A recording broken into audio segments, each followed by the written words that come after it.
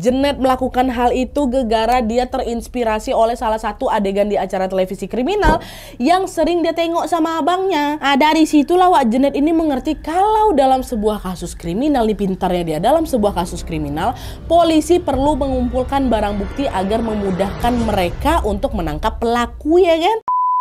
Hai, wassalamualaikum warahmatullahi wabarakatuh. Terima kasih sudah klik video ini. Oke, jadi di malam minggu ini aku akan kembali lagi menemani kalian dengan sebuah kisah kriminal yang terjadi pada tahun 2003 lalu di San Jose, Amerika Serikat. Kasus yang aku ceritakan ini merupakan tindak kriminal berupa penculikan dan juga perbuatan tidak senonoh yang menimpa seorang anak perempuan berusia 9 tahun. Kalau kalian masih ingat, kasus ini tuh hampir sama seperti kasus Jennifer Squad yang aku ceritakan beberapa minggu lalu, di mana si korban dari kasus ini akhirnya selamat, bahkan ikut juga membantu polisi dalam mengungkap dan juga menangkap penculiknya. Nah, kasus kali ini sama juga sang korban ini juga ikut membantu polisi dalam mengungkap dan juga menangkap pelaku setelah dia terinspirasi dari sebuah adegan di acara televisi kriminal yang sering dia tonton. Jadi dia ini udah tahu gitu strategi apa yang akan dia lakukan dalam kondisi terdesak pada saat dia ini diculik gitu loh. Anak kecil juga nih. Nah, penasaran gimana kisah selengkapnya? Tanpa berlama-lama kita langsung masuk aja ke ceritanya ya. Check it out.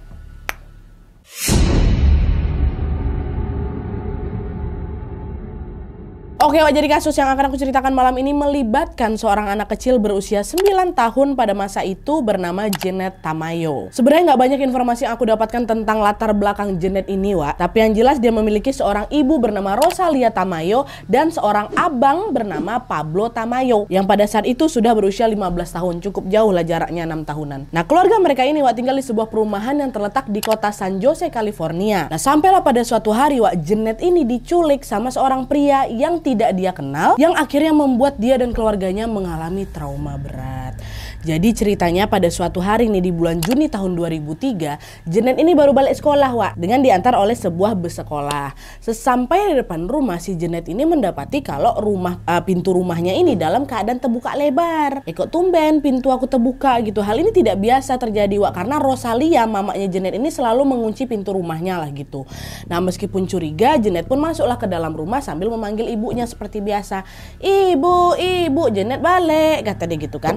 Tapi entah kenapa pada saat itu ibunya tidak merespon sama sekali, nggak ada suara sambutan mamanya. Jenet yang penasaran, dia pun langsunglah mencari keberadaan ibunya kan di sekeliling rumahnya. Ibu, Jojo pulang, Bu. Bukan dong, Jenet pulang, Bu, katanya. Nah, pas udah sampai di garasi rumah, Jenet mendapati bahwa mobilnya ibu nggak ada di situ. Oh, berarti mamaku pergi nih. Meskipun demikian, Jenet tetap berpikir positif, nggak takut dia, dan dia menganggap kalau ketika ibunya pergi, mungkin mama aku lupa kunci pintu, katanya gitu kan. Nah, masih dengan pikiran positif, Jenet ini pun bergegas masuk ke dalam kamarnya untuk mengganti bajunya seperti biasa. Nah, ketika dia memasuki kamar tidurnya, Jenet dibuat terkejut karena jendela kamar dia sudah dalam kondisi pecah, dan anehnya lagi, pecahan kacanya tuh tampak macam nggak wajar gitu, gegara ada lubang besar di bagian tengah-tengah kaca, macam habis ditonjok orang tuh loh. Dari sanalah Jenet segera menyadari kalau ada sesuatu yang tidak beres. Ngapa nih kayak gini? Tadi pintu depan kebuka, sekarang jendela kamar aku pecah. Apa ada perampok yang masuk ya, kata Jenet kan. Nah, diliputi perasaan heran, Jenet pun berlarilah itu ke ruang tengah untuk nelpon mamanya dan bermaksud untuk menceritakan kejanggalan yang sedang dia temui barusan tadi. Nah, tapi baru saja dia meraih gagang telepon ini, lagi-lagi Jenet dibuat terkejut karena ternyata kabel telepon rumahnya sudah dalam kondisi terputus. Ya nggak bisa lah dia nelfon mamanya, Nah, belum sempat dia mencerna semua keanehan itu, Jenet pun kembali dikejutkan lagi dengan suara ketukan pintu dari depan. Dengan perasaan was-was, Jenet pun langsung berjalan menuju sumber suara untuk mengecek siapa nih yang lagi ngetok pintu rumahku. Jangan-jangan mama aku. Tapi nggak mungkin juga, mama harusnya kan langsung masuk gitu. Nah, pas Jenet udah nyampe di dekat pintu, Jenet melihat bahwa ada seorang pria asing yang sedang berdiri di depan pintu rumahnya. Dan secara tiba-tiba si pria ini macam melongokkan kepalanya gitu, seolah sedang mengintip ke dalam rumahnya si Jenet waktu Jenet udah depan dia. Nah, sesaat kemudian si laki-laki ini bilang, adik kecil, apa ada orang lain di rumah kamu, kata dia. Nah, belum sempat Jenet menjawab, pria itu nanya lagi, adik kecil, apa kamu sendirian di rumah, katanya. Nah, mendengar pertanyaan aneh dari sosok pria yang tidak dia kenal ini, Jenet pun langsung refleks lah jawabnya, kamu siapa, kata kayak gitu kan. Nah, entah kenapa pada saat itu Jenet ini merasa kalau pria asing ini merupakan seseorang yang tidak hanya sekedar bertanya, tapi dia pasti punya niat jahat. gitu loh. Maka dengan segera nggak ada dijawab pertanyaan itu sama si Jenet, Jenet langsung berusaha untuk menutup pintu rumahnya dari dalam. Tapi sayangnya pada saat itu pada saat tangannya si Jenet ini ingin meraih gagang pintu, Wak, pria asing ini justru menggapai tangannya si Jenet dan dengan cepat dia langsung menggendong Jenet dan membawanya ke dalam rumahnya si Jenet itu. Ditutup pintu kan. Nah, mendapatkan perlakuan secara tiba-tiba itu, Jenet refleks langsung berteriak dan minta tolong aku, kata gitu. Tapi pria asing juga tidak menggubris dan tidak juga terdengar sama tetangga sekitar dia karena udah keburu ditutup pintu mungkin kan. Dan pria itu pun langsung membawa Jenet masuk ke dalam salah satu kamar yang ada di rumahnya dan dengan teganya dia melakukan itu tindakan tidak senonoh lah sama Jenet, Wak. Dan setelah melakukan tindakan tidak senonoh itu, pria ini pun langsung memborgol tangannya Jenet dan mengikat kakinya Jenet, Wak. Dengan cepat dia langsung digendong tubuhnya si Jenet, dibawanya lah masuk ke dalam sebuah mobil yang memang sudah terparkir tidak jauh dari rumah Jenet. Mobil dia lah itu kan. Nah, pas baru aja dia nyampe di depan rumah, Wak, tiba-tiba datanglah mobil sedan berhenti depan rumahnya si Jenet.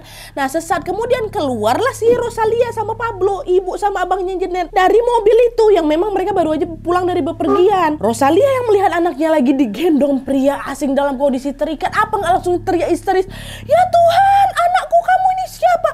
Mau kamu apain anakku? Turunin dia sekarang." Oh, macam-macam kok ya, kata. Nah, sementara itu Pablo kan udah besar kan, dia menyadari bahwa adiknya dalam kondisi bahaya, langsung dia lari ke garasi, Wak, dan dia mengambil sebuah obeng. Pablo pun langsung memukul obeng tersebut ke tubuh pria asing tadi, tapi sayangnya Pablo kalah tenaga. Alhasil situasi jadi terbalik. Si pria asing ini yang justru menghujamkan tubuhnya Pablo sampai tubuhnya terjatuh laki itu ke bawah. Ketika Bang Pablo ini sudah tidak berdaya, pria ini pun langsung cepat-cepat, Wak, dimasukkannya si Jenet ini ke dalam bagasi mobilnya.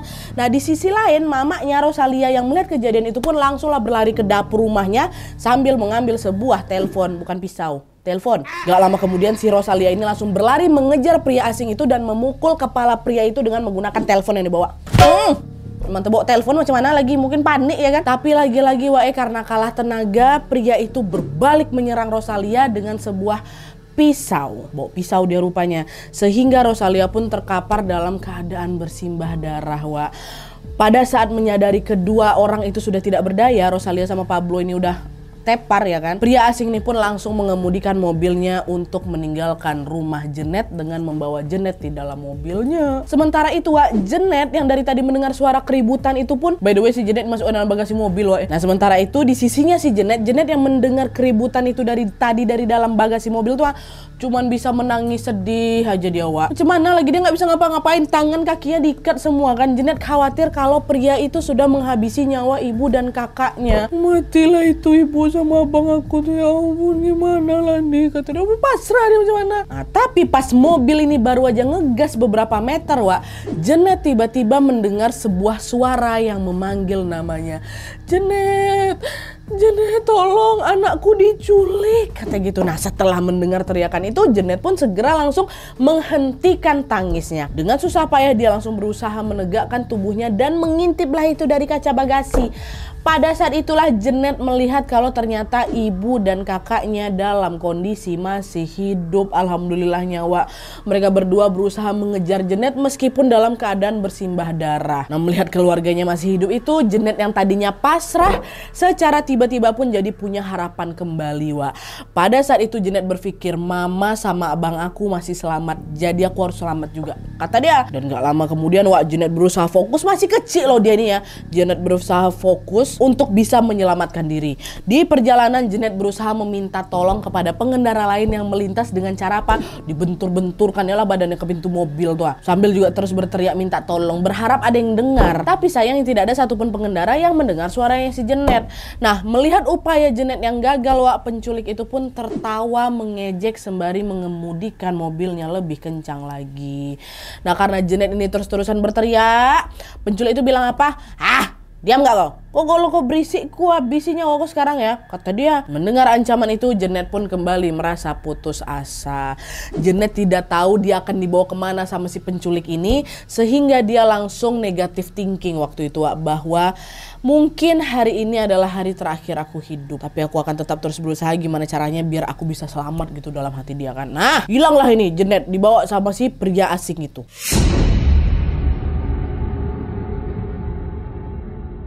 Nah, setelah pria ini berhasil membawa Jeanette, Wak, Pablo dan Rosalia pun tanpa henti berteriak minta tolong pada saat itu.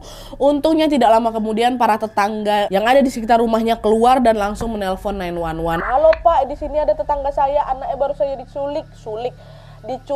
Terus ini ibu dan kakaknya juga dilukai sama penculiknya, Pak, tolong segera datang. Kata tetangganya kan, baik kami akan segera meluncur ke sana Bu, katanya ditunggu ya. Nah, sesampainya di lokasi, polisi pun langsung melakukan olah TKP di bawah komando seorang detektif wanita bernama Heather Randall. Hari itu juga Heather pun meminta tim forensik untuk mengidentifikasi ceceran darah yang ada di TKP untuk bisa mencari DNA pelaku, Wak. Tapi sayangnya nih mereka tidak menemukan jejak pelaku sedikit pun. Karena sebagian besar darah itu adalah darah milik Rosalia sama Pablo, ibu sama abangnya si Jeanette yang memang terluka parah akibat pertengkaran tadi. Gak ada ceceran darahnya si penculik ini. Gak mau menyerah begitu aja, polisi pun terus berusaha melakukan atau mencari jejak pelaku yang mungkin tertinggal di TKP.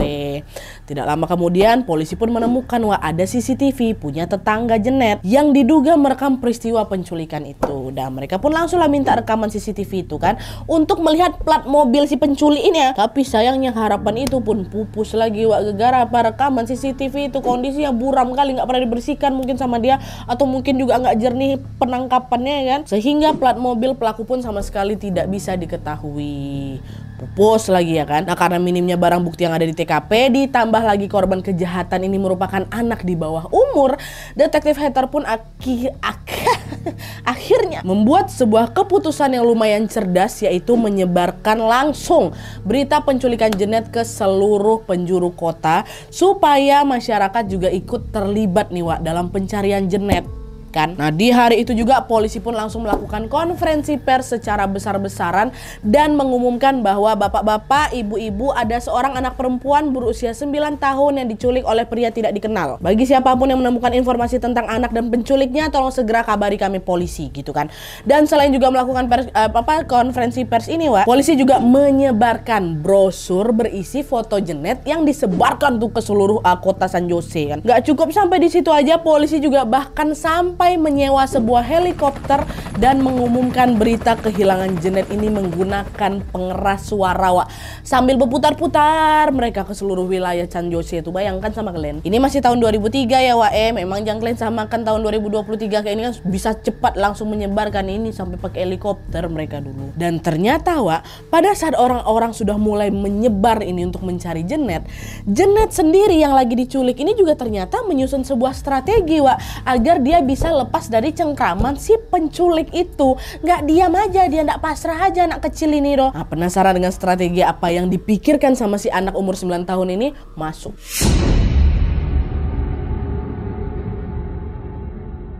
Nah, jadi, Wak, ketika orang-orang udah mulai kaget, mulai pusing mencari si Jeanette ini ya, di saat yang bersamaan Jeanette pun dibawa ke rumah si penculik ternyata. Di rumah itu dia dikunci di sebuah kamar kecil yang terletak di lantai 2. Di kamar itu lagi-lagi Jeanette diperlakukan tidak senonoh untuk kedua kalinya. Dan setelah melakukan tindakan itu, tindakan bejat ini, si penculik ini pun melempar sebuah boneka kura-kura ke si Jeanette sambil bilang, "Nah, jangan nangis kau, mainlah itu mainan buat kau," kata dia. Dan gak lama setelah itu si penculik ini pun pergi meninggalkan Jeanette sendirian di dalam kamar itu. Nah, setelah si penculik ini pergi, Wak, Jeanette ini sempat ya masih shock lah dia kan. Dia terdiam, dia merenung lah kayak gitu selama beberapa saat.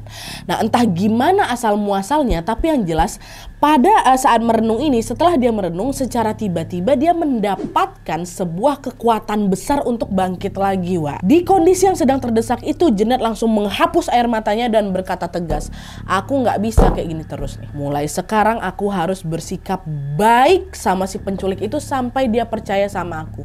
Kalau nanti dia udah percaya, aku akan punya kesempatan untuk kabur." Pikiran dia langsung kayak gitu, Wak. Dan sejak malam itu Jeanette pun meyakinkan dirinya kalau aku akan melawan rasa takutku dan juga mulai bersikap baik kepada pria yang sudah menculikku. Nah, keesokan harinya nih, Wak, Jeanette pun langsunglah itu melancarkan strategi yang memang sudah dia rencanakan sejak kemarin, yaitu apa? Berpura-pura baik kepada si pelaku.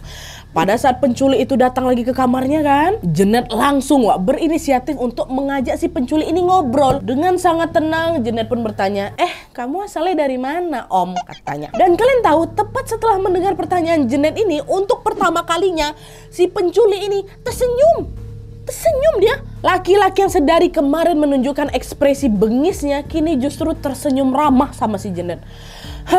Nah tapi senyuman itu sebenarnya justru membuat si Jenet ini mau muntah rasanya. Karena apa? Jenet ini kan dengan jelas mengingat semua perilaku jahat yang udah dilakukan sama Jenet kan. Gak cuma sama Jenet aja, sama abangnya, sama mamanya. Udah jijik mungkin dia nengok muka siapa itu, muka penculik nih. Tapi lagi-lagi demi keselamatan dirinya, Jenet pun berusaha keras untuk menahan rasa jijik dan juga amarahnya ini. Dan meskipun pertanyaan Jenet tadi tidak dijawab, Jenet memasang wajah polos dan tersenyum balik kepada penculik itu.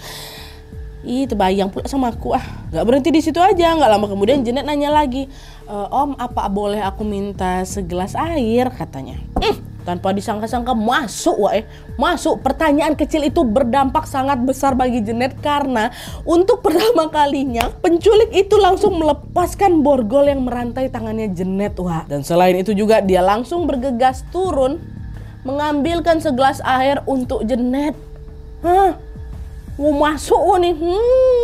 Dan di saat penculik itu mengambilkan minum, dengan cepat Jenet langsung mencari cara lagi nih. Gimana supaya aku bisa kabur? Udah masuk deh nih dikit nih. Tapi pada saat itu Jenet sadar kalau dia ditempatkan di lantai 2 dengan jalan keluar yang sangat terbatas pastinya. Gimana ya? Tidak menyerah di situ aja, Jenet terus memutar otak hingga akhirnya dia terpikirkan sebuah ide cemerlang. Dengan cepat Jenet langsung mengambil barang pribadi pelaku karena Jenet berpikir kalau barang-barang itu nantinya pasti akan sangat berharga untuk menangkap si pelaku. Barang apa yang bisa kuambil ya, kata dia. Pada saat itu Jenet langsung mengambil sebuah jam tangan milik penculik yang memang tergantung di dekat tempat tidur, dan juga mengambil boneka kura-kura yang sempat dia kasih sama si Jenet kemarin.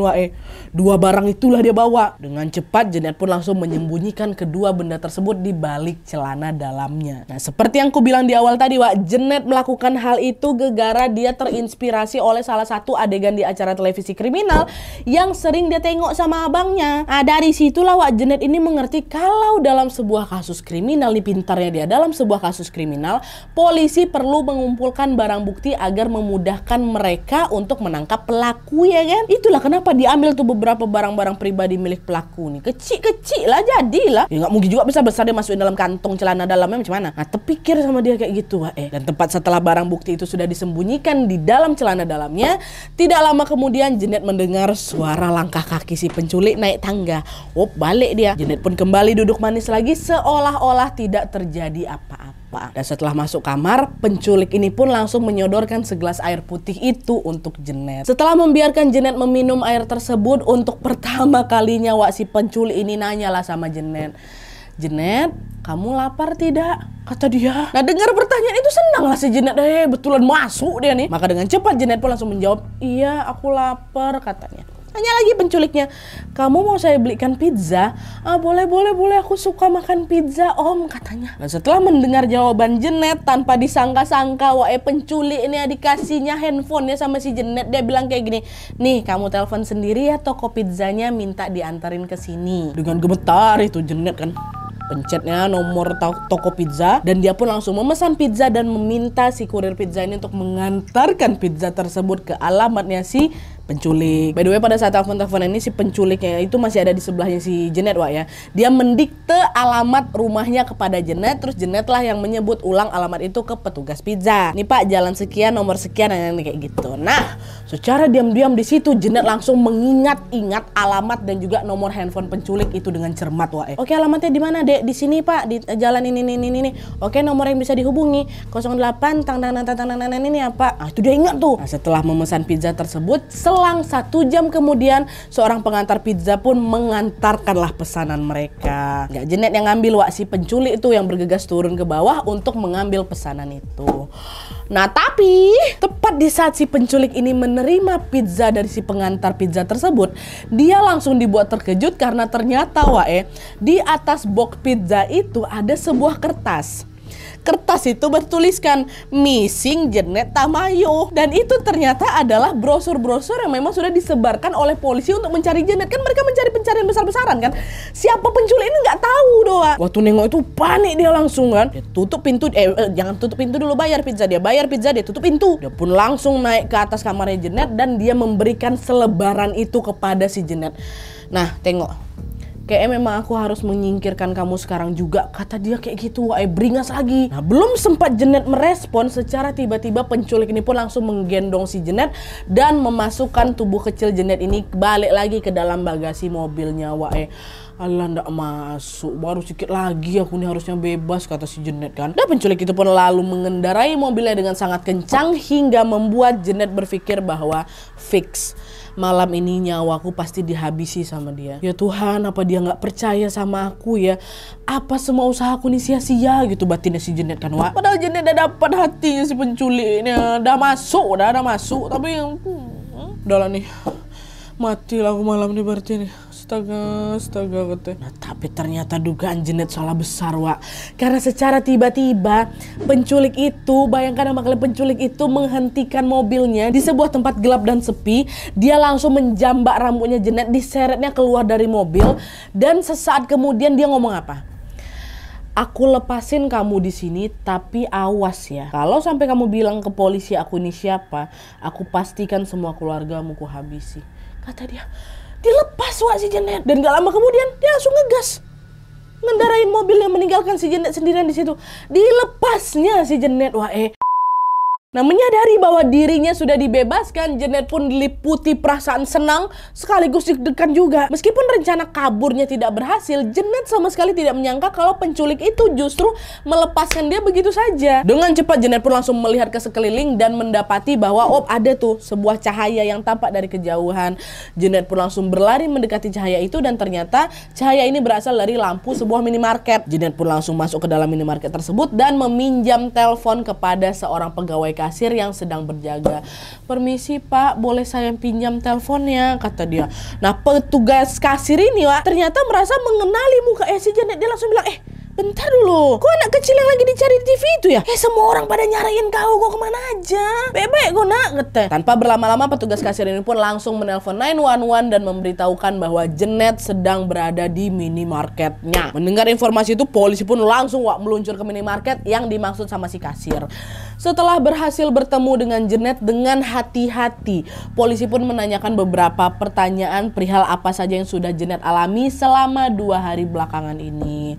Dan tepat di saat itulah Jenet pun mengeluarkan barang bukti dari celana dalam ini berupa jam tangan sama boneka kura-kura tadi. Nah Pak, ini milik pelaku, kata. Nasib baik gue bawa Jenet, kalau enggak susah lagi polisi nyarinya ya tuh kan. Itu kan lebih cepat lagi tuh ibaratnya. Dan pada saat itu Jenet juga menyampaikan kalau dia mengingat alamat dan juga nomor handphone milik pelaku yang dia hafalkan ketika dia pesan pizza tadi. Mendapati barang bukti sepenting ini nih, Detektif Heather pun langsung memeluk Jenet dengan berkata, ya Tuhan, cerdas sekali kamu nak. Kamu masih ingat di mana rumah penculik itu nak?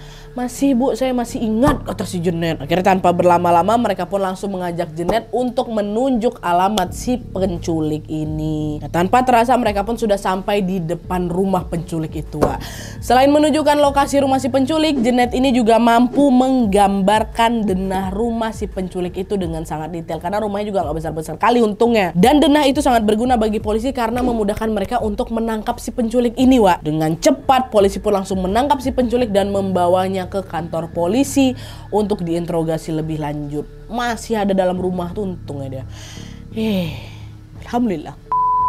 Nah, singkat cerita, dari hasil interogasi tersebut akhirnya terungkap bahwa penculik itu bernama David Montiel Crash, yang pada saat kejadian masih berusia 26 tahun. David ini terbukti sengaja menculik Jenet karena dia memiliki ketertarikan tidak lazim kepada Jenet yang pada saat itu sedang bermain sama anak pacarnya. Jadi ternyata si David ini punya pacar, pacarnya punya anak. Anak pacarnya ini temenan sama si Jenet. Nah, perasaan tidak lazim itu pun secara perlahan-lahan berubah menjadi sebuah obsesi di mana si David ini pun jadi ingin menculik si Jenet dan untuk memuluskan rencana jahatnya ini dia pun mengamati keseharian Jenet sejak beberapa hari sebelumnya. Dan ketika David tahu kalau rumahnya si Jenet ini lagi kosong, disitulah dia nyelip, disitulah dia langsung melakukan aksi penculikan itu. Awalnya dia pikir Jenet ada di dalam kamarnya kan, makanya tuh ada tumbuhan kaca tuh waktu dia ngintip, nggak ada. Dia masuk ke dalam nyari Jenet, nggak ada juga ternyata. Nah disinilah awalnya dia akhirnya berniat untuk menculik Jenet dalam waktu yang lama. Tapi ternyata rencana itu berubah total setelah dia menyadari kalau ternyata kejahatan yang sudah aku lakukan ini sudah menjadi berita besar di kota nih. Berita yang betul-betul sangat menggemparkan seluruh warga kota San Jose kan, Wak. Dengan gemparnya berita itu ya secara otomatis David pun langsung diburu sama polisi lah ya kan. Nah karena takut David ini ditangkap, makanya dia memutuskan untuk melepaskan Jenet supaya dia terhindar dari kejaran polisi. Tapi tetap aja ketangkap kau. Dan akibat kejahatan yang dilakukan sama David ini, Wak, David langsung didakwa dengan 9 tuduhan sekaligus dan divonis hukuman, tahu kalian berapa lama? 115 tahun penjara. Iya, carilah nggak percaya, 115 tahun. Oke, Wak, jadi itu tadi kisah tentang peristiwa naas yang menimpa Jenet Tamayo yang berhasil membantu polisi dalam menangkap pelaku yang memang sudah menculiknya. Meskipun David ini sudah dipenjara, Wak, Jenet diketahui mengalami trauma berat akan kejadian itu, ya pastilah kan. Dan trauma itu juga sampai-sampai membuat Jenet ini ketakutan pada saat berdekatan dengan laki-laki. Karena traumanya itu, Jenet pun diharuskan menjalani terapi selama bertahun-tahun untuk bisa memulihkan kondisi mentalnya.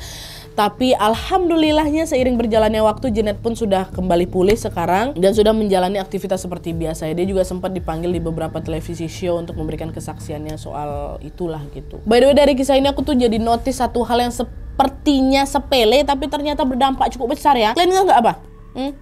Bahwa ternyata sesuatu yang ditonton oleh anak-anak sangat-sangat bisa membekas di pikiran mereka.